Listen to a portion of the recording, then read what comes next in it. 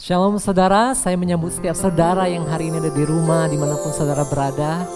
Saya percaya kasih karunia Tuhan ada bagi kita semua. Saya percaya kita semua dalam perlindungan Tuhan, sehat, kuat. Dan biar hari-hari ini kita terus percaya kasih setia Tuhan tidak pernah meninggalkan kita. Mari kita terus percaya ada mukjizat Tuhan di masa-masa yang sulit. Sehingga kita terus beriman, sehingga iman kita semakin teguh di dalam Tuhan. Haleluya, thank you Jesus. Kami percaya ada mukjizat bagi setiap kami Tuhan. Ketika orang-orang tidak memiliki pengharapan, kami percaya, kami orang-orang yang percaya, kami memiliki pengharapan yang teguh di dalam Engkau.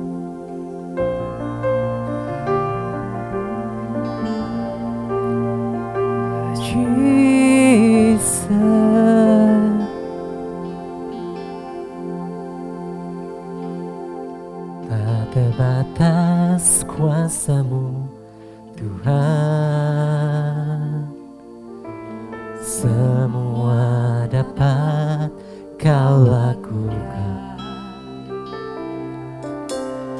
Apa yang kelihatan mustahil bagiku, itu sangat mungkin bagimu. Tak terbatas kuasa-Mu Tuhan, semua dapat Kau lakukan. Apa yang kelihatan mustahil bagimu, itu sangat mungkin bagimu. Di saat ku tak berdaya, kuasa-Mu yang sempurna. Ketika ku percaya mukjizat itu nyata, bukan karena kekuatan, namun Kau-Mu ya Tuhan. Ketika ku berdoa, mukjizat itu nyata. Kami percaya Tuhan, tak terbatas kuasa-Mu Tuhan, semua dapat Kau lakukan. Apa yang kelihatan mustahil bagiku, itu sangat mungkin bagiku. Di saat kami tak berdaya, kuasa-Mu yang sempurna. Ketika ku percaya mukjizat itu nyata, bukan karena kekuatan, namun Roh-Mu ya Tuhan. Ketika ku berdoa, mukjizat itu nyata. Mukjizat itu nyata di hidupku. Aku hidup boleh percaya.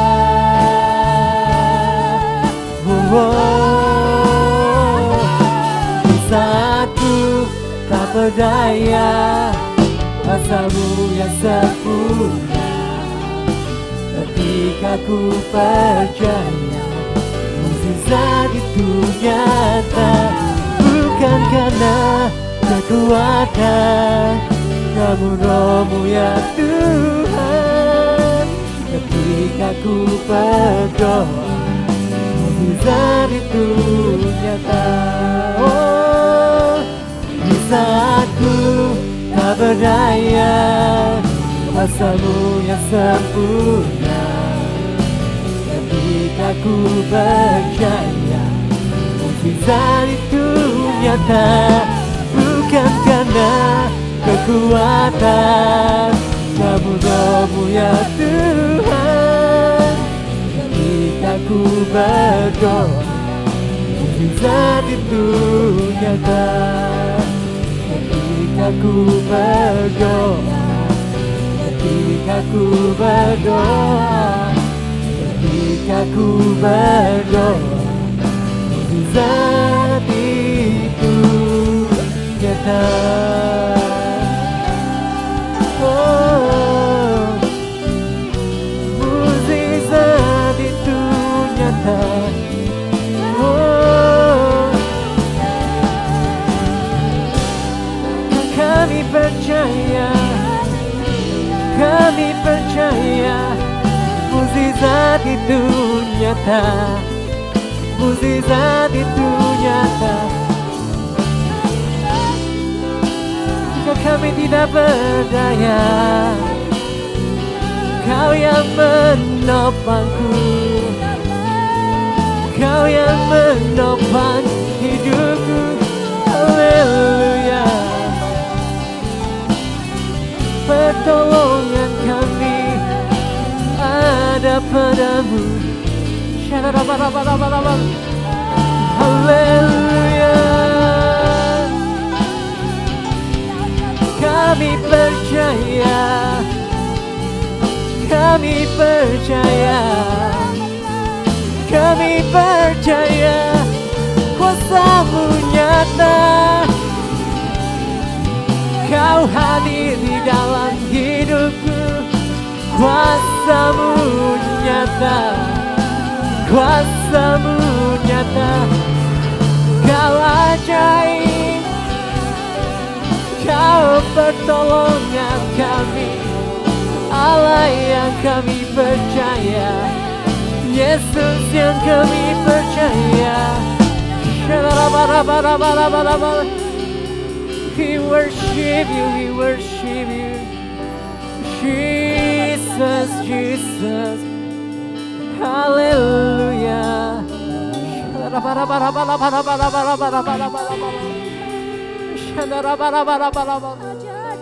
Kami percaya kuasa-Mu nyata, Kau memberi kekuatan bagi mereka yang lemah, Kau memberi pengharapan bagi mereka yang putus asa.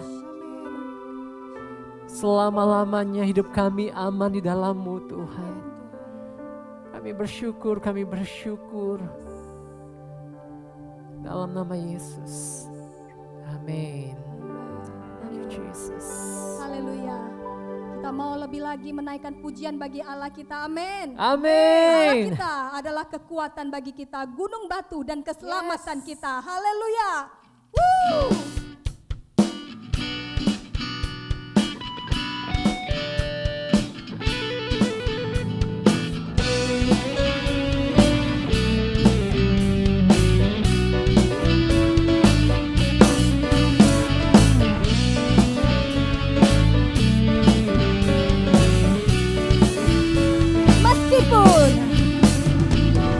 Meskipun musuh di depanku, rintangan menghadang langkahku, Kau sungguh, Engkau bersamaku. Beribu rebah di kiriku, berlaksa di sisi kananku, Kau janji-Mu, Engkau bersamaku. Takkan pernah goyah, takkan pernah goyah keyakinanku pada diri-Mu, Yesus Tuhanku. Tiada yang seperti diri-Mu. Kaulah kuatku, kebanggaanku, gunung batu dan keselamatanku. Kuat tangan-Mu, perlindunganku, Kaulah Allah, sumber kemenanganku.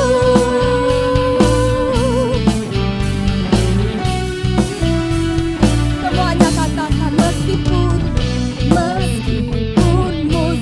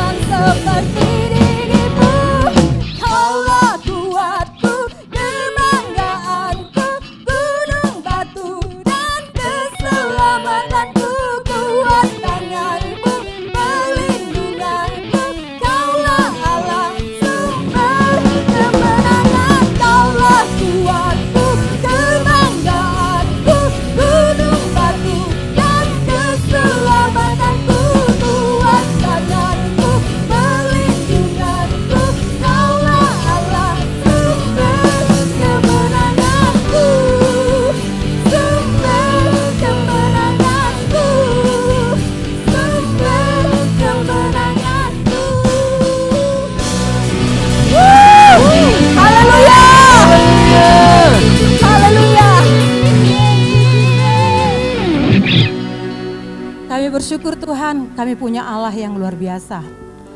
Kami yakin Roh Tuhan yang ada di dalam kami, itu yang memampukan kami untuk melangkah ke depan Tuhan.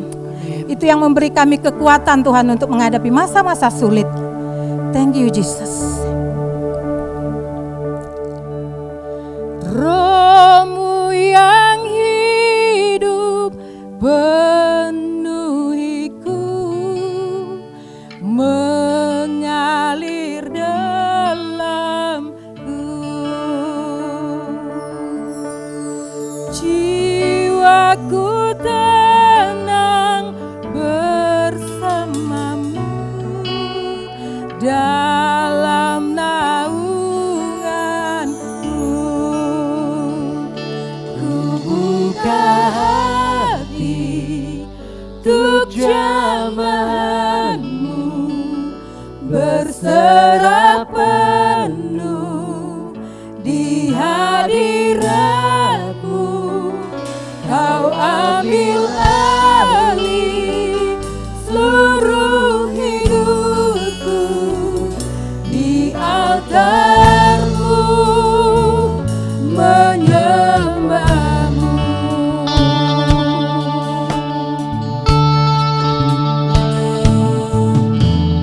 Roh-Mu yang kudus pulihkanku,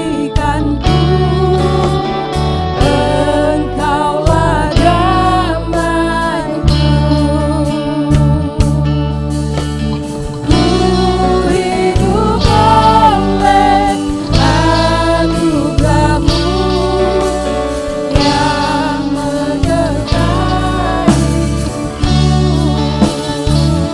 Ku buka hati untuk jamahanmu, berserah penuh di hadiratmu. Kau ambil alih seluruh hidupku, di altarmu menyembahmu. Buka hati untuk jamahanmu, berserah penuh di hadiratmu. Kau ambil alih seluruh hidupku, di altarmu menyembahmu.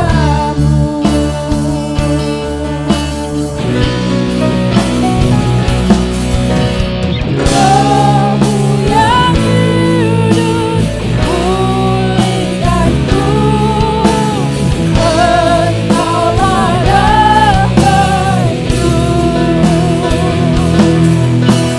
Ku hidup oleh anugerah-Mu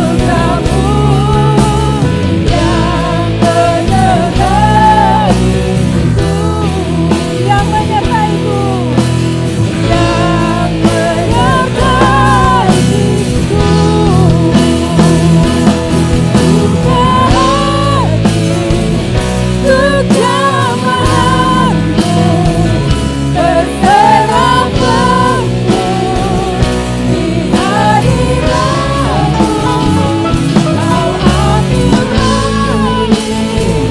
seluruh hidupku, di altarmu menyembahmu.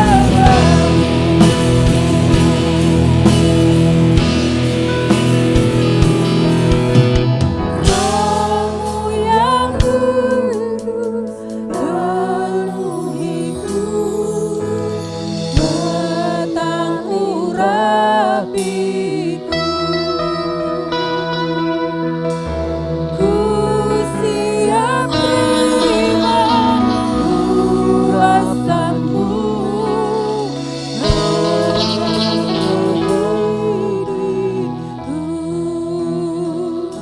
ku buka hati untuk jamahanmu,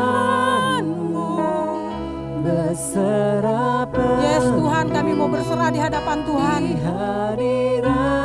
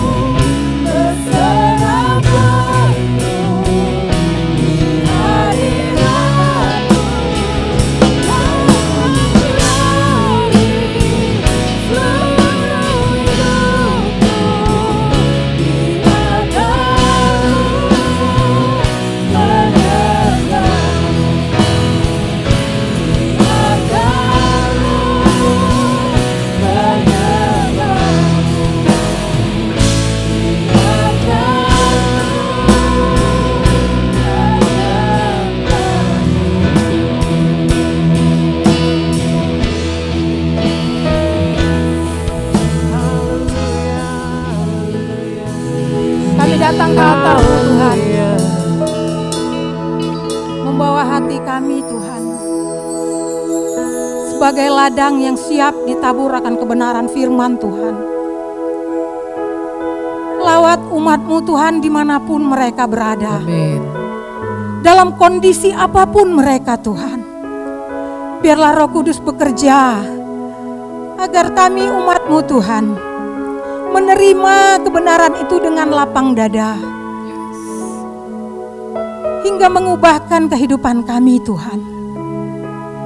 Karena kami tahu firman-Mu adalah pelita buat kehidupan kami. Amin. Berkati hamba-Mu yang akan menyampaikan kebenaran firman-Mu Tuhan. Berbicaralah Engkau ya Bapa, bekerjalah Engkau ya Roh Kudus. Terima kasih Tuhan, ini waktu Tuhan, ini waktu Roh Kudus. Dan setiap kita yang siap menerima kebenaran firman Tuhan, mari bersama kita katakan, Amin. Shalom saudara, wah luar biasa, hari-hari cepat sekali berlalu. Nah hari ini kembali dalam tema bulanan kita yang November, kita masih akan membahas doa yang efektif. Karena doa yang efektif itu penting buat setiap kita, dan khususnya di ibadah online.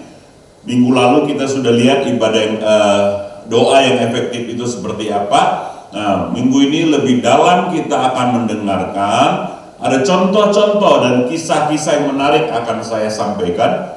Buka hati saudara dimanapun Bapak Ibu Saudara berada, baik yang ada di ruangan ini maupun yang mendengarkan lewat YouTube. Saudara akan diberkati oleh firman Tuhan hari ini. Orang semua selalu bertanya, kenapa doa saya gak dijawab? Kenapa doa saya dijawab? Bagaimana sih doa yang efektif itu? Ya, dan sebagainya. Nah, kenapa topik ini menarik? Topik ini menjadi kebutuhan setiap kita, baik saya maupun saudara.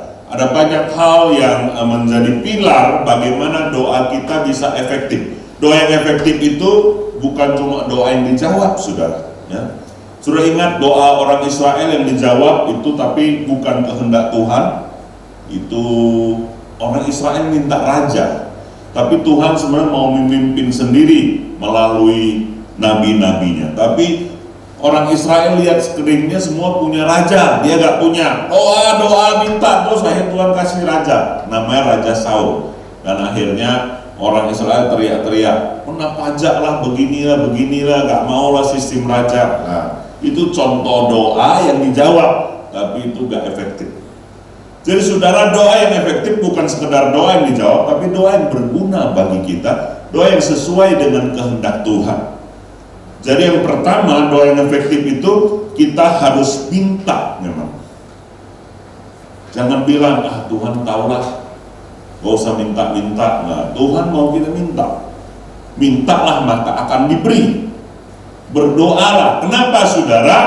Karena Tuhan kita itu hidup sama seperti kita. Dia mau kita ada hubungan, interaksi, ya, bukan komputer otomatis. Kalau kita jadi anak, bapak aku taulah, pokoknya, ya, aku butuh ini, butuh itu. Terus kita nggak ngomong-ngomong sama bapak kita atau mama kita. Nggak begitu. Orang tua kan maunya anak-anak kadang-kadang datang, ngobrol, update keadaannya. Jadi perkara minta, maksud saya bukan minta-minta. Kalau datang tiap hari anaknya minta-minta, wah lu jadi kaya. Minta dalam artinya adalah selalu ada komunikasi, hubungan antara kita sama Bapak, masih intim, ya. Ingat saudara, orang percaya mesti minta, tapi mintanya sesuai kehendak Allah. Pak, bagaimana yang sesuai kehendak Allah itu? Mana aku tahu kehendak aku atau kehendak Allah? Disitulah masalahnya. Doa adalah kita berdiam, kita cari kehendak Tuhan, kita sesuaikan kehendak kita sama kehendak Tuhan. Bukan paksakan kehendak kita. Waduh Tuhan, itu wanita cantik sekali, dalam nama Yesus Tuhan berikan sama aku. Ada teman saya dari muda, saya mengenal teman saya ini sebelum umur 20. Sekarang kami sudah 50, dia gocap lebih. Pernikahannya itu artinya berjalan sudah 20-30 tahun. Saya juga sudah 23, masuk 24 tahun. Terus satu hari kami ketemu ngobrol. Dia bilang gini, Hyonga, kamu tuh kan cara dapatin Yuli itu kamu doa, kamu puasa, kamu minta sama Tuhan kasih kamu pasangan. Tuhan kasih, makanya kamu bagus. Saya ini kan naksir cewek, habis itu pergi doa puasa supaya Tuhan kasih, ya ngotot. Akhirnya Tuhan kasih, tapi ini ternyata kurang bagus. Jadi dia ngobrol, saya pikir-pikir ada benarnya juga. Ya. Tapi Tuhan hargai apa yang kita ngototin, saudara. Jadi saya sarankan saudara, antara beriman sama ngotot, nanti saya jelaskan. Tapi kita doa ini pertama, jangan beriman, sesuaikan dulu kehendak Tuhan. Sebenarnya kalau kita sudah sesuai kehendak Tuhan, gak usah doa yang bagaimana, Tuhan kasih kok. Bagaimana ukurannya sesuai kehendak Tuhan? Coba lihat Yakobus 4 ayat 3-8. Hari ini sangat menarik ya. Kita agak panjang sedikit khotbahnya, tapi saya percaya saudara pasti diberkati kalau saudara dengar dengan hati. Yakobus 4 ayat 3-8. Siapa yang ketemu boleh bacakan, bantu saya karena HP saya ada catatan khotbahnya. Atau kamu berdoa juga, Ya. tetapi kamu tidak menerima apa-apa, karena kamu salah berdoa, sebab yang kamu minta itu hendak kamu habiskan untuk memuaskan hawa nafsumu. Hai kamu orang-orang yang tidak setia, tidakkah kamu tahu bahwa persahabatan dengan dunia adalah permusuhan dengan Allah? Jadi barang siapa hendak menjadi sahabat dunia ini, ia menjadikan dirinya musuh Allah. Janganlah kamu menyangka bahwa kitab suci tanpa alasan berkata, roh yang ditempatkan Allah di dalam diri kita diingininya dengan cemburu. Tetapi kasih karunia yang dianugerahkannya kepada kita lebih besar daripada itu. Karena itu ia katakan, Allah menentang orang yang congkak, tetapi mengasihani orang yang rendah hati. Karena itu tunduklah kepada Allah dan lawanlah iblis, maka ia akan lari daripadamu. Mendekatlah kepada Allah dan ia akan mendekat kepadamu. Tahirkanlah tanganmu, hai orang-orang berdosa, dan sucikanlah hatimu, hai kamu yang mendua hati. Luar biasa, terima kasih Ibu Heri ya. Suaranya lantang dan jelas. Yakobus 4 ayat 3-8. Dari prinsip-prinsip ini kita bisa belajar beberapa hal. Tuhan mau kita rendah hati, Tuhan tidak mau kita bersahabat dengan dunia. Jadi intinya doa yang sesuai kehendak Allah itu gimana? Doa yang bukan sekedar untuk memuaskan keinginan kita atau hawa nafsu kita. Doa yang egois, doa yang cinta mamon, ya. Minta duit boleh nggak? Boleh kalau memang kita butuh dan untuk mengembangkan kerajaan Allah. Misalnya sekolah kita minta duit 2 miliar, duitnya banyak tapi kita minta dan itu Tuhan kasih. Tapi kalau kita minta duit 2 juta saja, terus buat apa? Buat pesta makan sampai puas, sekali makan 2 juta sampai kenyang, nah, sakit kau. Jadi saudara, kita ukur dari hati nurani ya. Cara ukurnya ini doa sesuai kehendak Tuhan nggak? Doa ukur dari hati nurani, apakah ini sesuai firman? Kalau ragu-ragu mau bisnis ini oke nggak? Cari mentor pemurid yang memang paham di bidangnya yang berohani, konsultasi ya kan? Jadi banyak pilar yang kita bisa gunakan, tapi pilar yang utama adalah hati nurani dan firman Tuhan. Ini sesuai kehendak Tuhan belum? Ada hal-hal besar dalam hidup kita, mau beli rumah, mau menikah, ya kan? Itu kita doakan, pasangan hidup kita doakan. Kemudian hal-hal kecil, mau pakai baju apa, ya sesuai kehendak Tuhan nggak, itu putuskan saja. Nah, tapi jangan suka-suka. Hari ini misalnya, saya kenapa pakai jas? Karena saya hormati ya Pak Heri dan teman-teman semua pakai jas. Jadi itu keputusan yang memang Tuhan sudah kasih kita wewenang dan otoritas. Maaf, termasuk kita mau loncat dari lantai 10 dan mati, itu pun Tuhan bebaskan. Jadi hidup ini kan kita yang putuskan, besar kecil. Jadi hal-hal yang sangat prinsip itu saya menasehatkan Bapak Ibu, jangan buru-buru, doa, cari kehendak Tuhan. Bukan sekedar basa-basi, ini sungguh-sungguh ya. Tuhan, mau gimana ini masa COVID ini? Tuhan beri aku hikmat, aku gak tahu apa yang harus aku lakukan 1 tahun ke depan dan 5 tahun ke depan. Mulai saya ambil pena tulis, dipilah untuk keluarga Tuhan ya, untuk Gideon, Samuel, untuk gereja, untuk sekolah, itu butuh waktu. Gak ada waktu lah Pak, kita cari duit sibuk. Saya beritahu saudara, 1 jam engkau berikan waktu merenung kehendak Tuhan, jauh lebih efektif dari kau kerja 20 tahun. Banyak orang terus kerja, tidak cari kehendak Tuhan sungguh-sungguh. Sudah banyak duitnya, yang 1M, 2M, 3M, 5M, 8M pas sampai corona bangkrut. Padahal sudah nabung 23 tahun. Dari subuh-subuh bangun pergi Angsodo sampai malam-malam baru mandi. Selesai juga, habis itu sakit-sakitan. Apakah itu artinya hidup? Sudah gak ada waktu untuk cari Tuhan? Saya ingatkan saudara sungguh-sungguh, cari kehendak Tuhan itu penting dan harus dilakukan. Kalau sudah berpasangan suami istri, kerjakan itu.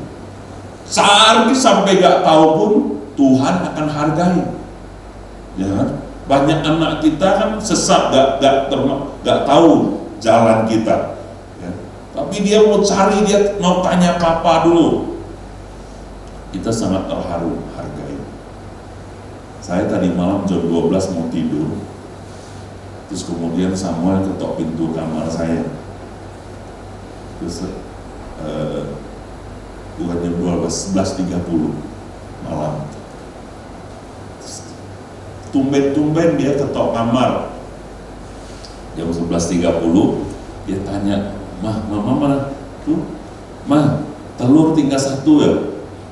Ada, mama bilang dia baru beli, ada lagi 10 butir. Kenapa sayang kamu tanya telur? Aku lapar ya Pak, mau masak Indomie pakai telur. Ya kan, sorry lah, gak bisa diet lagi. Nah, terus kalau telur tinggal 1, nah mama kan besok mau masak nasi goreng buat susu Dedi. Nanti habis pula kalau nasi goreng nggak pakai telur, nggak enak. Banyak mama bilang, so aku tidur sampai 15 menit nggak bisa tidur. Terharu, hebatnya anak aku nih, dia bisa ingat telur tinggal sikok. Mama besok mau masak ya untuk Sudedi kan dari Tungkal, oninya kurang sehat, jadi tadi malam kami lihat, terus aku bilang, Ded, tidur agak siang, suruh Oni jangan urus sarapan, besok aku beliin. Nah kemudian mau pergi beli di warung depan, tapi Yuli ingat kemarin acara wisuda nasinya kan sisa tuh 1/2 ember, sayang. Nah dikukus, dikulkasin, terus kasih tahu Yoke minta dikit, bawa ke rumah bikin nasi goreng. Tapi aku komunikasikan ini di grup. Gideon sama mesti tahu kenapa aku mengajarkan nilai sebagai pemimpin, sebagai bapak. Ini yang terjadi, ini langkahnya, keputusannya mesti ini, mesti peduli. Terus ya mereka karena dengar dan peduli, itulah telur 1 dia pikir. Apa yang saya ingin sampaikan saudara? Kalau saudara jadi orang tua, lihat anak saudara begitu peduli, hatinya tersentuh dah. Wah, nah jangankan 1, 10 aku beliin telur buat kau. Tapi makannya jangan sampai kau sakit. Nah itulah Tuhan. Sebenarnya doa-doa kita itu Tuhan mau kasih. Jangankan sepeda, fuso dia mau kasih. Ya, mobil dia mau kasih, rumah gede dia mau kasih. Cuma waktu dia kasih, saudara mampu gak kelola? Apakah itu membuat saudara sejahtera atau buat saudara tambah jauh dari Tuhan? Itu masalahnya. Jangan berpikir Tuhan itu Tuhan yang kejam, susah sekalinya. Tuhan itu Bapa yang baik. Kadang-kadang dia menunda, tidak mengiyakan karena tidak sesuai. Belum pas itu nak. Masa kau umur 13 sudah mau minta motor balap? Kaki beda sampai. Kami keturunan Bangkok pak, ya kan? Paham maksud saya saudara? Jadi hal yang pertama yang sangat prinsip, saudara mesti ada waktu untuk cari kehendak Tuhan. Dibangun kontinu. Kalau gitu Bapak doa sehari berapa jam? Enggak, aku udah benar berjam-jam. Pokoknya aku ingat di bawah pohon ceri, aku lagi kerja, ingat Tuhan, aku ngomong. Nah, tapi tiap-tiap jam aku berdoa. Aku ngobrol, cuma 2 menit. Ya kan saudara? Aku bukan tipe pendoa yang berlutut di situ sejam, risau aku semutan. Tapi aku hargai pendoa syafaat yang bisa terus-terus berdoa. Cara tiap-tiap orang doa beda, saudara. Tapi poin saya adalah saudara mesti berdoa. Yang kedua, harus kita hidup sesuai hukum Tuhan. Nah ini penting. Kehendak Tuhan sudah sesuai, tapi kita gak sesuai hukum Tuhan, macet. Apa itu hukum Tuhan? Prinsip-prinsip firman. Misalnya, saudara mau diberkati, saudara mesti menabur. Saudara mau banyak harta itu maksudnya punya rumah, ya kan, punya kendaraan. Saudara mesti keluarlah duit, investasi, ya kan, nabung, atur dan sebagainya. Jadi nggak bisa kalau saudara doa mau sembuh, tapi wah minuman yang manis minum terus, kena darah tinggi, asin, tambah kecap, tambah tauco, kalau udah ada terasa. Saudara hidup tidak sesuai hukum Tuhan. Hukum Tuhan itu tabur tuai. Ini saudaraku. Jadi satu sesuai kehendak Tuhan, kedua kitanya manusia mesti hidup sesuai hukum Tuhan. Kalau saudara gak mau kerja, saudara mau kaya, Alkitab bilang tidak bisa. Tidak ada tempat buat orang malas dalam kerajaan Allah. Kalau saudara mau sehat, saudara tidak olahraga, tidak bisa juga. Aku minta mujizat Tuhan, ya Tuhan kasih. Tapi adil gak kalau saudara jadi Tuhan? Orang yang olahraga tiap hari, hidup sehat, terus saudara yang tidur, makan terus sampai gemuk, terus tidak usah olahraga, dalam nama Yesus sehat. Ini besar, dalam nama Yesus kurus. Ya kan? Tidak mau gosok gigi, ada orang gitu, dalam nama Yesus sehat semuanya. Waduh saudara, bahasa Prancisnya bilang keksingan. Bingung lihat orang begitu, ya kan? Bingung. Ada aja di gereja tuh ada orang-orang begitu. Gimana nih lagi corona, ya kan, mesti berhemat lah. Ya dengan iman. Jadi macam mana dengan iman? Gosok dulu kartu kredit, lagi urusan belakangan, ini kan alat Tuhan ini, sesat. Jadi saudara hidup mesti sesuai hukum Tuhan. Apa yang kau tabur, engkau tuai. Saudara mesti memberi. Ya.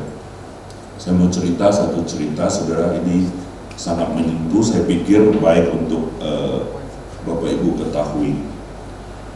Kemarin pagi, maksud saya itu hari Jumat pagi, salah satu hamba Tuhan dari Singapura WhatsApp saya, Pastor Ahyong, saya mau atur jadwal tahun depan, bisakah saya ke Jambi bulan 6 sampai 12? Nah, dia kan biasa setahun sekali, kadang-kadang 2 tahun sekali datang. Jadi saya jawab, Pak, welcome. Ya.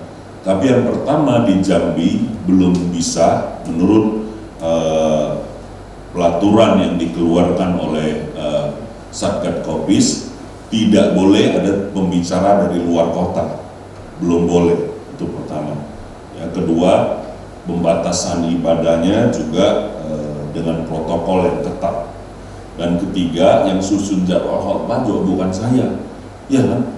Mesti tanya dulu ke masing-masing, ini ada 8 atau 9 ibadah.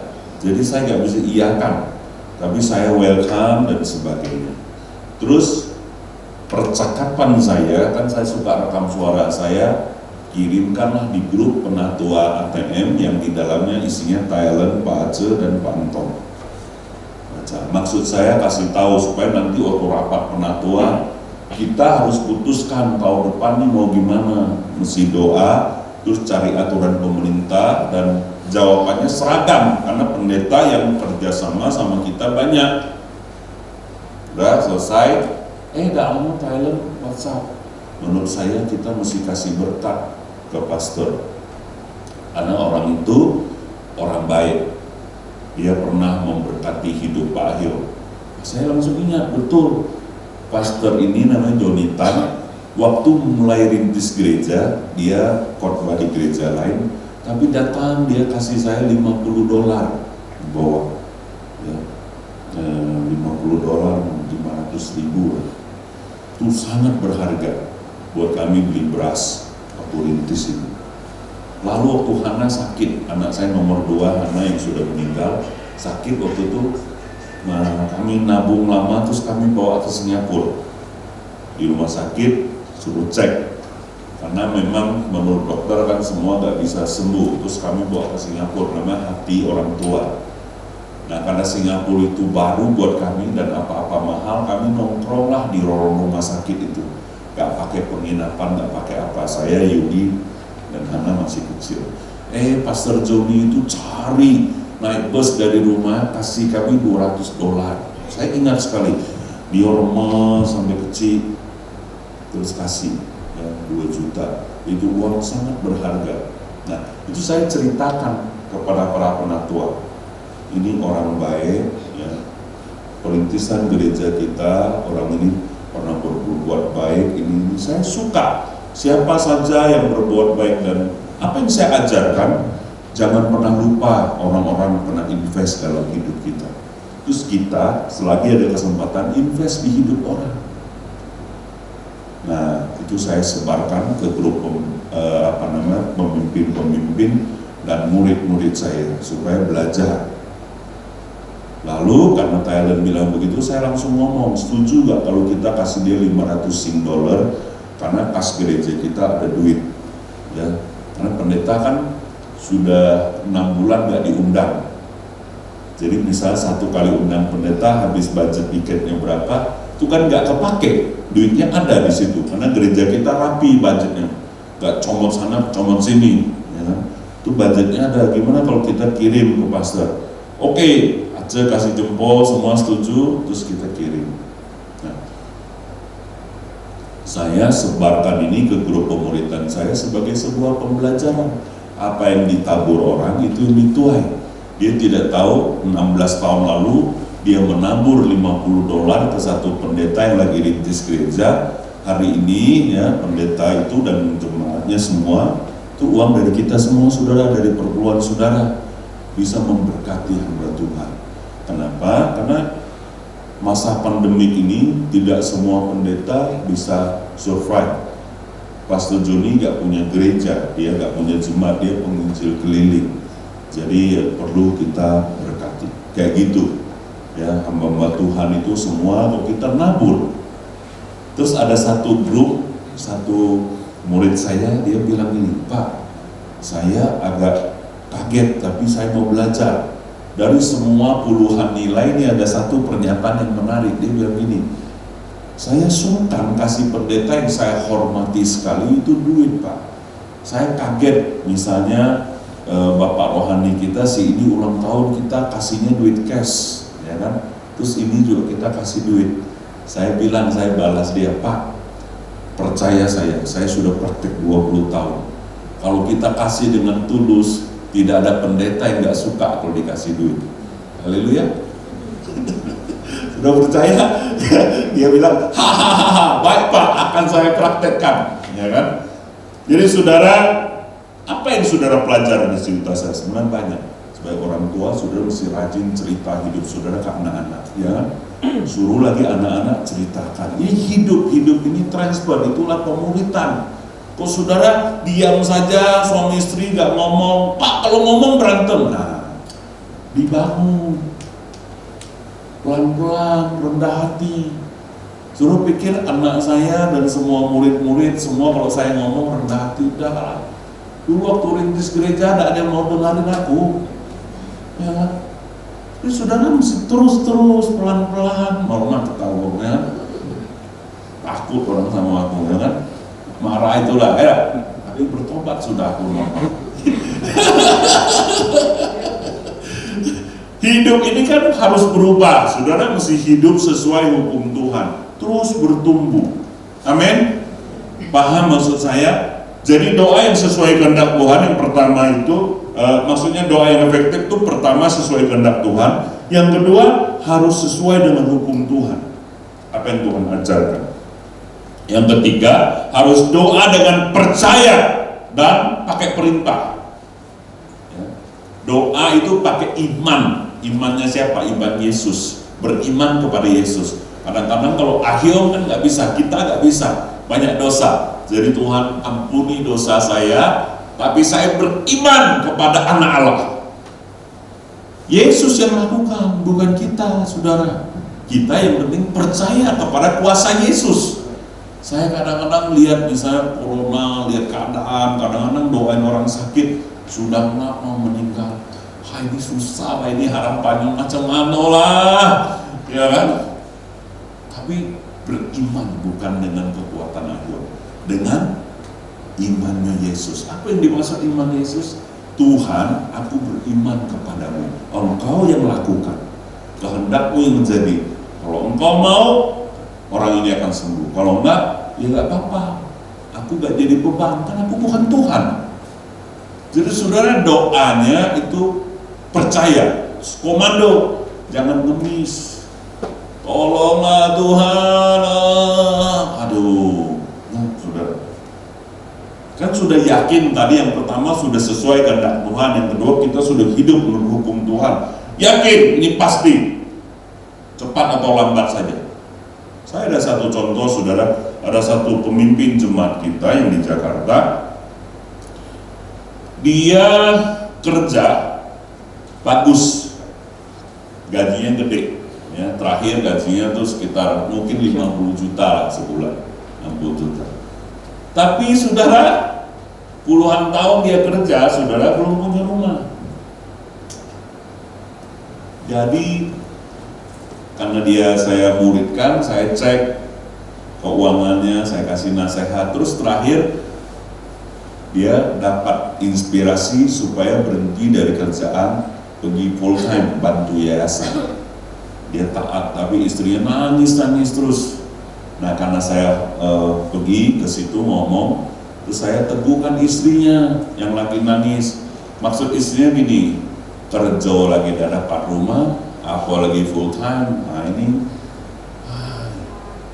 macam mana lah. Nak marah sama Wahyam, dia pendetanya sama dengan marah sama Tuhan juga. Jadi dia nangis terus kami doakan. Waktu doa itu saya punya iman, ya. Kamu minta apa? Minta rumah kecil, ya minta rumah. Tapi tidak mungkin lah. Tapi tidak apalah, KPR 15 tahun pun oke, kan kira-kira gitu. Nah, saya doain Tuhan beri rumah. Oleh karena ketaatan suaminya beri rumah. Terus Yuli juga doakan kasih kesaksian. Udah pulang. Perjalanan waktu kemarin ya sama Jumat juga kisahnya. Jumat yang seru kemarin. Dia karena terima kesaksian saya tentang Pastor Jody, dia kirim kesaksiannya panjang, saudara. Kita mau baca 1,5 menit, ya. Coba lihat, saya WA itu, kecil-kecil. Nah, tolong deh. Ya, oke. Shalom, aku mau sharing ini WhatsApp murni yang dari dia, ya kan. 12 tahun lalu aku nungguin ini. Seperti yang keluarga di sini tahu, aku dan Peter adalah sandwich generation. Apa sandwich generation? Penuh cepit atas bawah. Oh iya. Generasi yang harus membiayai keluarga sendiri dan orang tua. Jadi awal tahun kita nikah, dah beli rumah di Poris, dan karena tidak bisa manage dengan baik, akhirnya rumah kejual. Perhatikan, ini ada melanggar hukum Tuhan.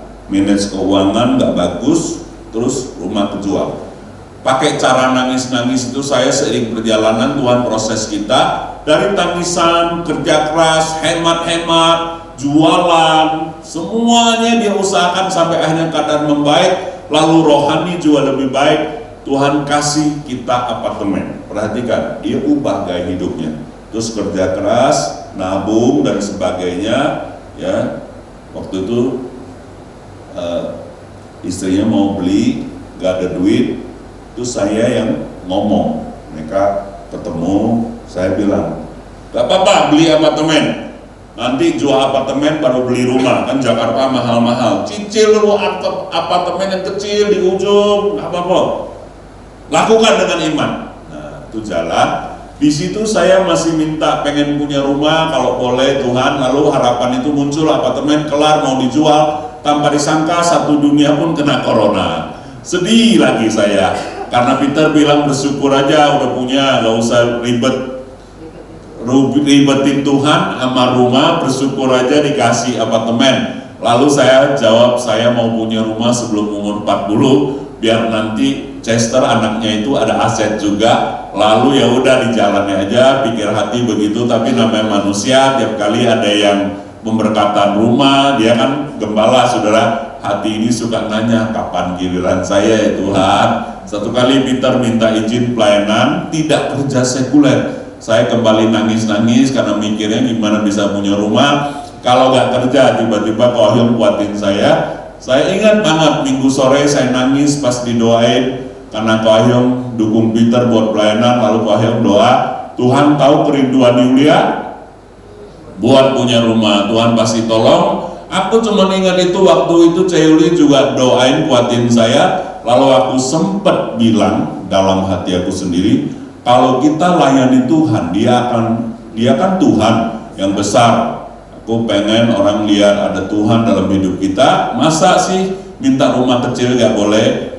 Kecil loh gak gede. Saya sempat bilang gitu dalam hati, dan kita berdoa cuma bilang Tuhan kalau boleh tolong, dan nangis sampai akhirnya bisa tenang. Lalu lihat orang pemberkatan rumah, udah bisa bilang ya bentar lagi rumah aku datang dikasih Tuhan. Belajar buat apa?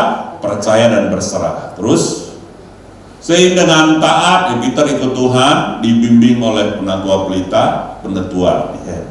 Saya makin lihat Tuhan dalam hidup saya cuma mau bilang Tuhan itu humoris, kasih saya kejutan, tapi sebelumnya saya dibikin nangis-nangis karena tidak percaya. Saya sekarang malah amazing sama Tuhan, apartemen belum dijual, ya belum nunggu situasi membaik. Rumah dikasih Tuhan dan sesuai saya mau, bersyukur banget di era pandemi rumah malah dikasih.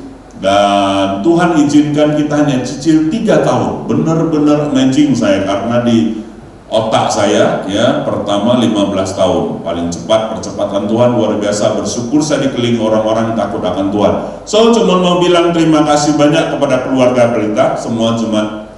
Banyak hal yang saya pelajari dari hidup kalian, melihat Tuhan dalam hidup kalian, bukan hanya dari khotbah tapi juga menghidupi firman, taat dan percaya. Hal yang susah kalau pakai logika, standar satu lagi, bersyukur punya gembala yang beneran itu sama financial konsultan. Maksudnya dia bilang saya itu konsultan keuangan, ya. Padahal bukan, saya ini pendeta murni. Peter, maaf, saya cerita di sini duluan tanpa bilang you, saya terlalu happy, bersyukur banget Pak. Oke, menarik kisah ini, ya. Ini perjuangan panjang saudara selama 10 tahun lebih, tapi saya muridkan mereka sudah hampir 10 tahun atau 10 tahun lebih, saya lupa. Mulai dari terbuka dikit, terbuka banyak, ya, dan akhirnya diarahkan, dan syukurnya anak-anak ini mau taat. Nah, apa yang terjadi saudara adalah saya ajarin mereka doa dengan percaya. Karena sudah sesuai kehendak Tuhan. Tuhan mau kasih kita rumah gak sih? Maulah saudara, ya. Yang kedua, dia harus hidup sesuai hukum Tuhan, menabung. Gaya hidup tuh harus bagus, berubah, bukan nggak boleh ke restoran, tapi diatur dan sebagainya. Nah yang ketiga, doa dengan perintah percaya. Waktu saya doakan dengan percaya, dan tentu mereka yang kerjain, dan akhirnya mujizat Tuhan terjadi. Ya, rumah 2 lagi sekarang, apartemen belum kejual, ya sudah akad kredit. Nah, bagaimana dari 15 tahun jadi 3 tahun? Karena dia tanya saya, gimana? Doa, aku bilang, bikin DP 50%. Gimana bisa 50% kok? Gak usah ganti mobil. Ya, 3 tahun, 5 tahun ganti mobil sekali, itu tidak benar. Tahan, terus nabung. Doa, dapat kerjaan baru. Gajinya 2 kali lipat. 2 kali lipat. Nah, pikirlah dewa engkau. Nabung. Terus saya bilang sama dia, doakan tahun depan baru akad kredit. Terus kemudian kena corona. Apa yang terjadi? BCA promo bunga setengah dari yang tahun lalu yang dia mau ambil. Ada diskon Bulog. Nah, aku bilang jual semua harta kalau yang bisa dijual, bom, kemudian ambil 3 tahun, lebih hemat 150 juta. Jadi Peter tuh orang baik, otaknya otak lurus, sudah, otak kerja, pokoknya makan gaji potong. Dia ketemu gembala yang otaknya keriting-keriting. Bisa gitu ya Pak ya? Bisa pindah bang? Bisa. Itu sudah 15 tahun bisa dirunding, semua bisa dirunding. Yang harmonian bisa dirunding sama Tuhan, ya kan? Saya ingat tuh papanya si Amin, papanya si mertuanya si Lia, Kadaci ini semua bisa bikin. Nyawa be aku udah bisa bikin, kalah sama Tuhan. Cocok. Pokoknya aku langganan bengkel lah sama Aceh. Saudara, orang mesti gitu, ya kan? Tapi ini belajar. Oke, yang keempat, yang terakhir, saya senang sekali, saudara, hari ini jangan izinkan dosa menghalang. Kadang-kadang doa kita itu, kita berdosa, doa itu Tuhan jawab. Saudara perhatikan, betapa kita pun berdosa, Tuhan mati buat kita. Tapi kenapa saya sebut dosa menghalangi? Karena waktu kita berdosa, kita tertuduh iman kita gak timbul. Sebenarnya Tuhan tetap mau mengasihi kita, memberkati kita walaupun kita berdosa. Buktinya apa? Waktu manusia berdosa, Tuhan tetap mati kok. Masakan kita berdosa, Tuhan gak berkati kita, gak kasih kita makan. Masalahnya, dosa itu membuka celah, saudaraku, hati kita tertuduh. Apalagi kalau kita tidak mengampuni kesalahan orang, itu dosa yang mendatangkan maut. Ya, Alkitab bilang, saudara, dalam Matius 18 ayat 34 sampai 35, kalau kita tidak mengampuni dosa orang lain, Bapa di surga pun tidak ampuni dosa kita. Kalau sampai dosa pun nggak diampuni, buat apa lagi doa dapat rumah? Karena dosa kalau nggak diampuni masuk neraka, saudara. Coba lihat, maka marah tuannya itu dan menyerahkan kepada algojo sampai ia melunaskan seluruh hutang. Ini cerita orang nggak mau ampuni hutang. Terus 35, maka Bapakku yang di surga akan berbuat demikian juga terhadap kamu apabila kamu masing-masing tidak mengampuni saudaramu dengan segenap hatimu. Perhatikan, ini perkataan Yesus, ya kan? Jadi kalau orang yang nggak mau ngampuni kesalahan orang lain, itu dosa yang sangat besar. Kita gak punya hak, dosa kita banyak aja Tuhan ampuni. Jadi jangan biarkan ada tuduhan di hati, ada hal-hal yang dosa tersembunyi. Sudah bisa berdosa, saya bisa berdosa, suruh minta maaf, minta ampun sama Tuhan, supaya tidak menjadi penghalang berkat dan doa kita. Haleluya. Jelas hari ini? Mantap. Kita dengarkan pengumuman, saudara.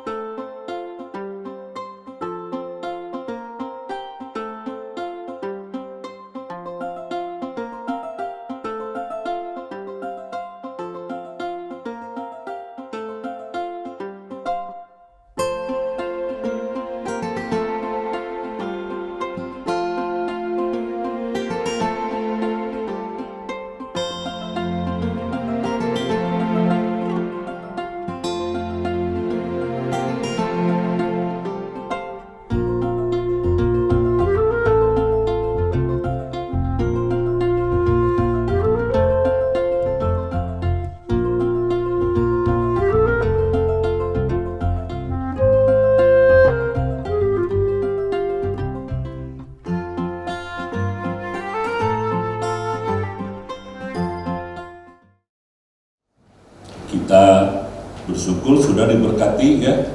Renungkan firman, ingat ya, sudah itu ajarkan kepada anak saudara-saudara agar firman itu tertanam di otak saudara, di hati saudara, dan muter supaya tidak lupa setelah 2 hari ya.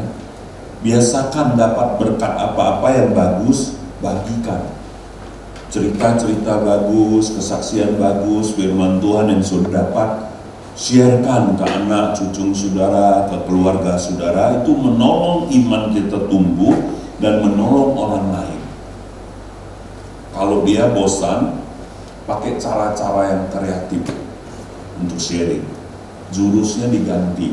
Saya ingat waktu Gideon umur 2-3 tahun, saya suapin dia makan bubur, dia bosan, dia gak mau.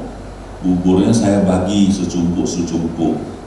Saya putar buburnya, taruh di piring, saya gambarin boneka, Barbie, teddy bear, ini beruang. Dia mau makan mananya dulu, matanya, ambil matanya, suap. Mana lagi hidungnya, suap. Mama bilang habis, sebentar deh, kalau udah habis, pokoknya habis itulah. Jadi saudara mesti cari cara kreatif supaya maksud saudara disampaikan.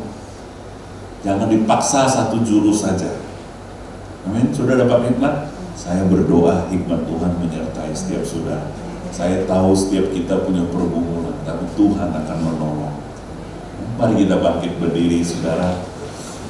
Haleluya. Bapa, terima kasih. Hamba bersyukur, kami bersyukur sekali buat inspirasi dari firman-Mu, buat kesaksian dari sahabat-sahabat teman kami. Tuhan, kami sudah selesai pertemuan ibadah, sebentar kami akan pulang beraktivitas. Kami angkat hati dan tangan kami kepada Tuhan, lindungi sertai, jauhkan daripada sakit, penyakit, dan virus.